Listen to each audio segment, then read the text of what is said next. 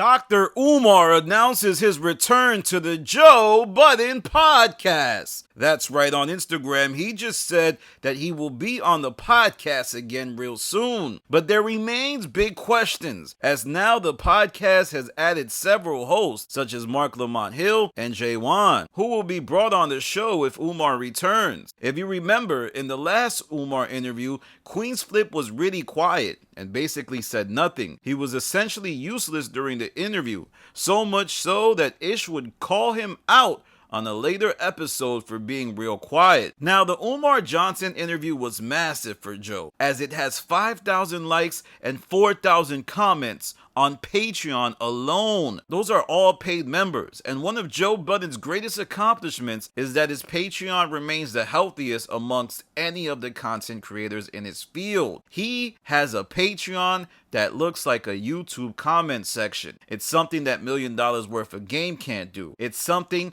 that Drink Champs can't do. Remember when Drink Champs launched its Patreon and it flopped horribly?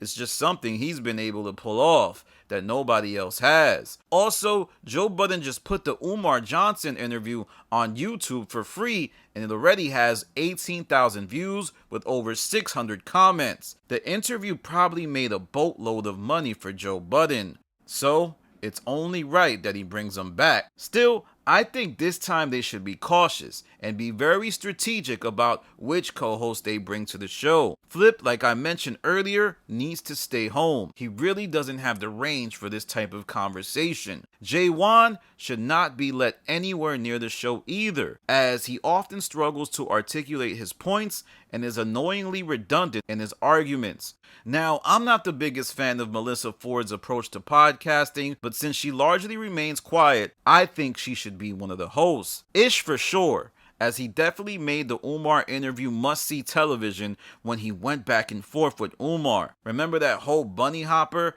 thing? I mean, everybody was looking forward to that when Umar and Ish clashed, so he has to be there.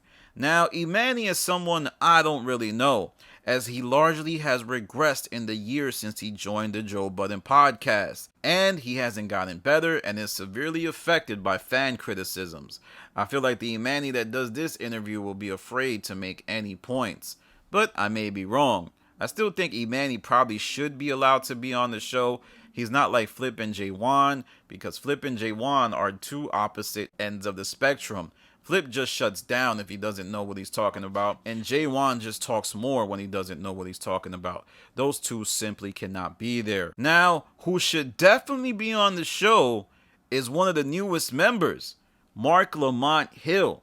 As the last time Umar was on the show, Umar was citing several statistics, and no one on the show could combat him because who really knows these scholarly statistics unless they are of academic background? This is where Mark Lamont Hill would be perfect, as he is a college professor and should be well researched on many topics. Mark has to be there. So to sum up, I think Melissa Ford and Mark Lamont Hill, along with Ish and maybe Imani, should be the co-hosts in the interview with Dr. Umar. Ice, Flip, and Jay Wan, you all need to stay home. I'm also curious to see if anyone brings up the school Umar Johnson is working on, as it appears to be a hot button issue everyone is focused on with regards to Umar's initiatives. Ish even said on a Bagfield interview that he didn't bring it up in order not to smear Umar's name when they were going back and forth. I could have really just, I didn't want to drag him. I owned a construction company for 20 years. He been building a school for 14 years. That's an oxymoron to me because I'm in this business knee deep for 20 joints. I didn't want to drag him because I want his school to get finished. Yeah. I want him to succeed. I don't want to make him look like another black scammer that nobody should donate to his school because they wasting their bread. I would say Ish made the wrong content decision, but I could see Mark Lamont Hill bringing it up.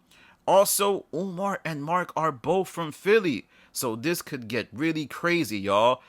After a trial of your peers in a court, and that's not happening. We're seeing black men get politically and socially lynched in media.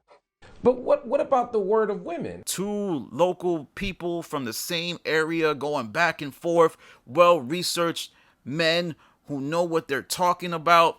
with both divisive talking points. There's people who hate Mark Lamont. There's people who love Mark Lamont. There's people who hate Umar. There's people who love Umar. It's going to be must-see television. And I'm making another prediction, y'all. I wouldn't be shocked if Joe creates a $50 tier for this, or even utilizes Patreon's pay-per-view feature where you have to pay for the video, kind of like a boxing match. Joe might make this interview $70 or something like that.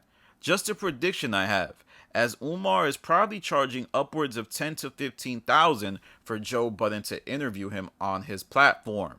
So let me know what you think in the comments. Are you looking forward to Umar Johnson's return to the Joe Budden podcast? The Patreon is severely lacking, I believe, still. I made a video about this, and I think it just kind of hit the wall. So to combat that, I believe Joe added J1 and Mark Lamont Hill to boost his Patreon. Mark Lamont Hill has only really been on the free pod. So I think what he did with that is he used his presence on the free pod to hopefully boost the morale of those folks who would appear on the Patreon.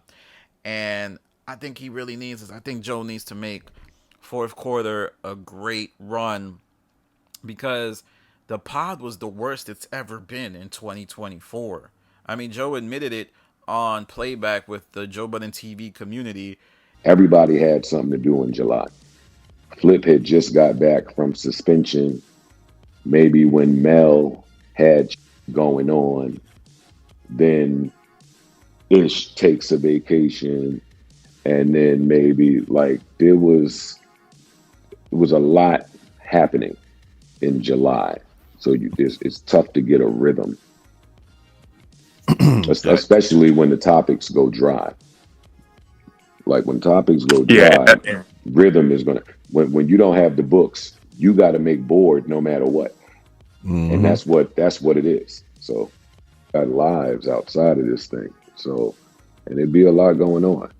So, me, I got to stop and think about it no matter what's going on in life. Everybody don't have to do that. And there was even a super fan of the show, Cobb, who runs the Joe Budden TV community, who said this was some of the worst podcasting that the show has ever done. And I agree, but I'm just citing those sources to let everyone know that people are seeing a decline in the pod. I'm not saying it's terrible trash, but I'm saying that I just think Joe should try to finish out this quarter very well and see who's really game to take the show to new levels and who's just showing up to get a check. All right, y'all, let me know what you think in the comments. Will you pay for an Umar Johnson exclusive interview, $70 or something like that? Or are you only going to watch it if it's $25? Or are you just not going to watch it because you don't like paying for content? But what I do know is the last Umar Johnson interview had over 5,000 likes and 4,000 comments on Patreon alone. So it's going to be a big deal. And I assume, I'm telling you right now, anybody looking to make reaction content to it or use clips from the show, yo, they going to flag that. They might take your channel. Because I remember, I think Poetic Flacco, I think he made a video about the Umar Johnson interview, or tried, and they flagged that brother down like he was, Ricky Williams running out of bounds. You know what I'm saying? But follow me on Instagram, The Stop TV. Follow me on Twitter, The Stop TV. This is Danny from The Stop. Peace.